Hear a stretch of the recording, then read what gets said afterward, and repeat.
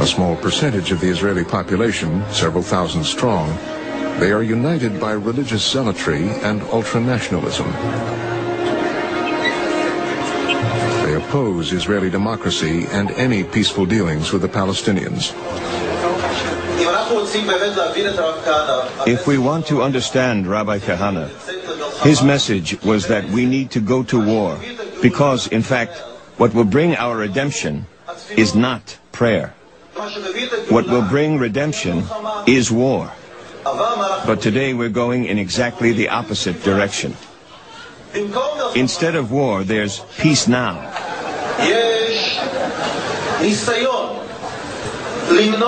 There's an attempt to prevent war at all costs. And if we can force the army to go back to being offensive, an army of revenge,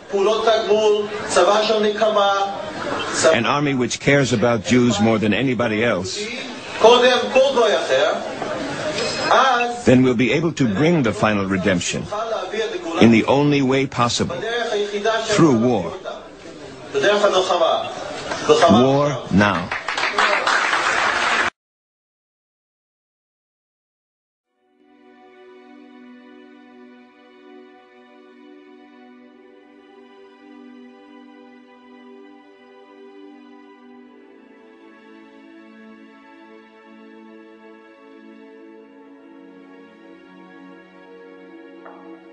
They were a warlike tribe that lived deep in the heart of Asia.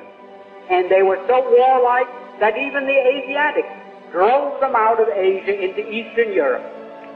And to reduce this so you don't get too confused about the history of Eastern Europe, they set up this big KHAZAR kingdom, 800,000 square miles. Only there was no Russia, there were no other countries, and the KHAZAR kingdom was the biggest country in all Europe. So big and so powerful that when the other monarchs wanted to go to war, the KHAZARs would loan them 40,000 soldiers. That's how big and powerful they were.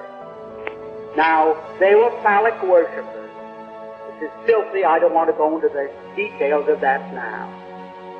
It was their religion, the way it was the religion of many other pagans or barbarians elsewhere in the world.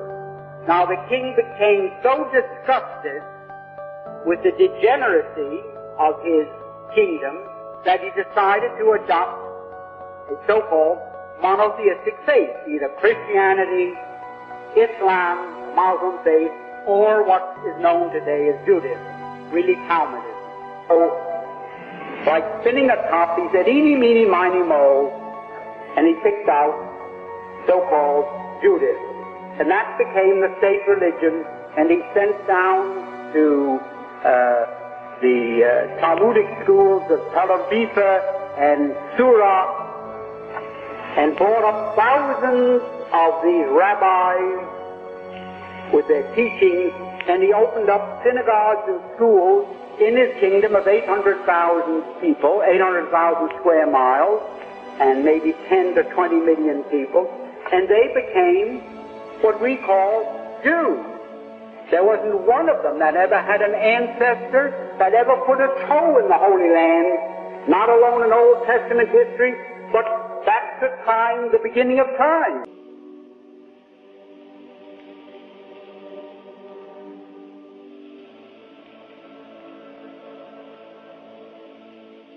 And the blessing of Abraham come on every office, through every person that enters into that place.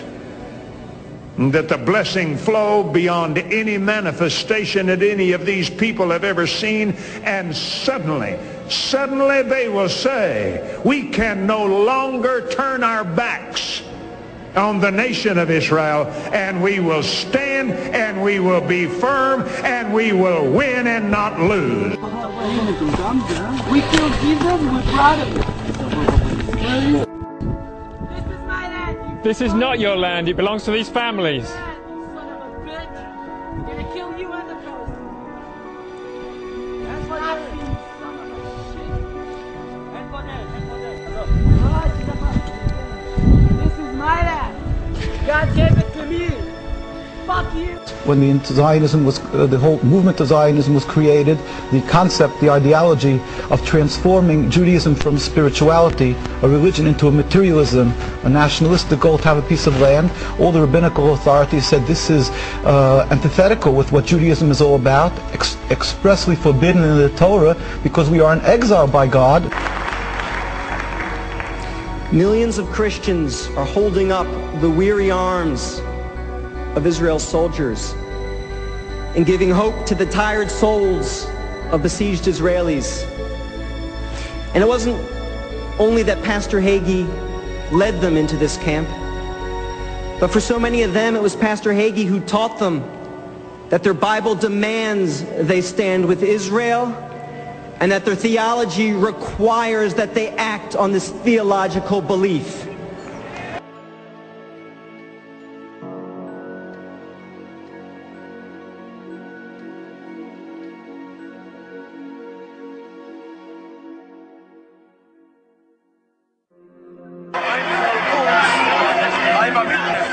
I know the Arabs are very good, no problem till the Zionist movement starts. My grandmother told me before the Zionist movement starts, they babysitting each other, the kids. They bar off and watch each other like brothers, like brothers. The idea of Zionism to take away the land from the Palestinians and the Arabs is starting the whole fighting. Not Arabs the problem, not Jews the problem, not Judaism, not Muslim, only Zionism. You implied that Israel has the right to exist because of what happened to the Jews during World War II. Why in Palestine? Don't the Palestinians too have the right to a secure homeland? Why do they have to suffer and make way for the Jews?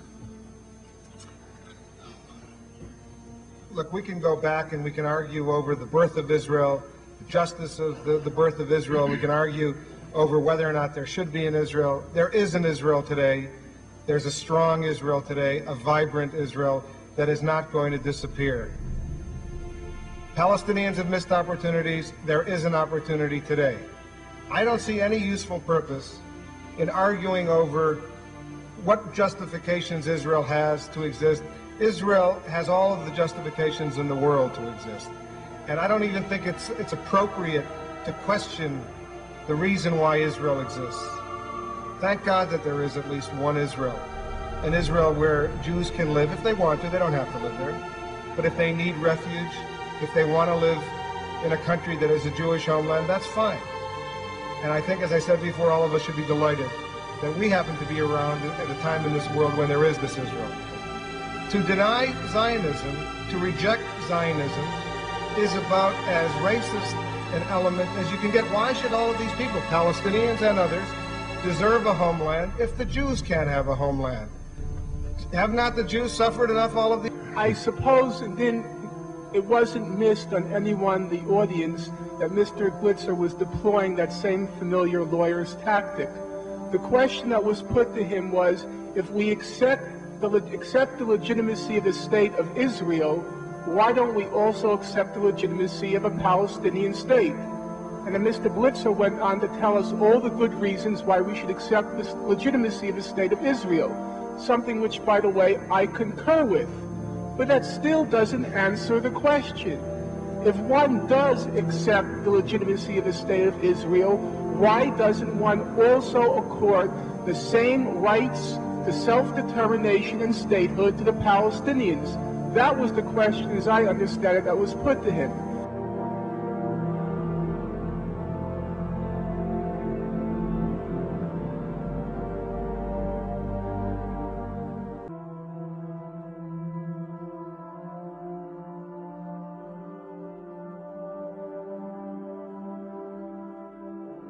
Often when there is dissent expressed in the United States against policies of the Israeli government, people here are called anti-Semitic. What is your response to that as an Israeli Jew? Well, it's a trick. We always use it.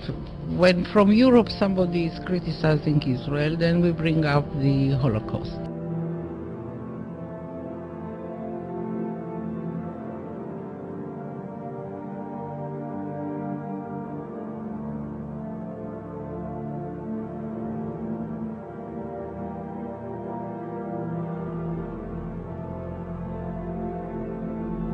There are certain conditions, according to Jewish law, under which non-Jews may live here. This doesn't apply to the Arabs. They don't fit the category.